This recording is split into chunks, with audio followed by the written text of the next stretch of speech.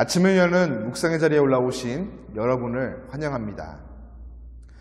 게네사렛 호수에서 밤새도록 그물질을 하였지만 물고기를 단 한 마리도 잡지 못한, 요즘 말로 실패의 자리에 서 있는 어부 시몬. 그는 큰 상심 가운데 다른 동업자들과 함께 실패의 증거인 그물을 정리하고 있습니다. 그때 예수님께서는 말씀을 듣기 위해 따르는 많은 무리들과 함께 시몬의 배로 다가오시죠. 그때까지 시몬은 그분이 메시아이심을 깨닫지 못했습니다. 예수님은 시몬의 배에 오르셔서 배를 육지에서 조금 뛰기를 청하십니다. 사실 실패의 자리에서 상심하고 있을 때 누군가 다가와 말을 걸거나 다른 부탁을 하게 되면 마음이 불편해집니다. 아마 시몬의 마음도 편치는 않았겠죠. 그러나 시몬은 예수님께 배를 내어드립니다. 그리고 예수님은 시몬의 배에서 무리를 가르치십니다.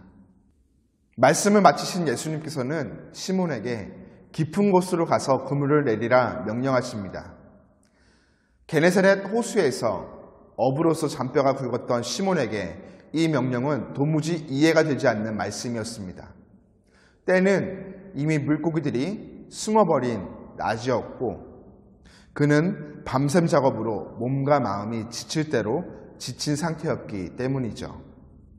하지만 베드로는 자신의 경험과 상식을 내려놓고 예수님 말씀을 의지하여 신뢰함으로 순종합니다. 예수님의 말씀에 따라 그물을 내린 시몬은 그물이 찢어질 만큼 많은 고기를 잡게 됩니다. 그는 이 일을 통해 예수님께서 메시아이심을 깨닫게 되죠. 그리고 예수님의 무릎 아래 엎드려 예수님을 향해 주님이라고 부르며 자신이 죄인임을 고백합니다. 그리고 자신을 떠나달라 요청하죠. 거룩하신 하나님 앞에 도저히 설 수 없는, 자격 없는 죄인인 것을 고백하는 것입니다. 그러나 예수님은 그를 떠나는 것이 아닌 그에게 무서워하지 말라, 이제 후로는 내가 사람을 취하리라 말씀하시며 새로운 비전을 제시하여 주십니다.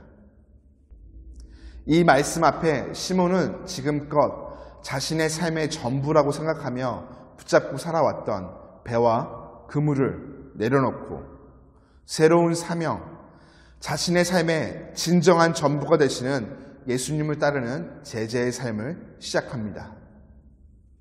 여러분, 이 놀라운 사건은 시몬으로부터 시작된 것이 아니었습니다. 실패 자리에 있던 그에게 찾아오신 예수님의 은혜로부터 시작된 것이죠. 오늘도 예수님은 일상의 자리에서 베드로와 같이 내가 주인 삼고 살았던 것을 얻지 못해 실망과 낙심의 자리에 있는 우리에게 찾아오사 삶의 새로운 비전을 제시하여 주십니다. 실망과 낙심의 자리에 주저앉아 있는 것이 아닌 삶의 진정한 주인으로 찾아오신 예수님의 말씀을 의지하여 새롭게 허락하신 비전을 붙잡고 힘있게 일어나 이전과 다른 새로운 삶을 살아가라 말씀하십니다. 여러분, 오늘 우리가 살아갈 이 세상의 모습과 상황은 어제와 크게 별반 다르지 않습니다. 그러나 오늘 우리가 나의 주인으로 예수님을 모시고 허락하신 새로운 비전, 제자의 삶을 살아가기를 결정하며 따르면 내 안에 계신 예수님을 통해 새로운 변화가 시작됩니다. 오늘도 이것을 믿음으로 취하며 세상을 변화시키는 제자의 삶을 살아가는 저와 여러분이 되기를 간절히 축복합니다.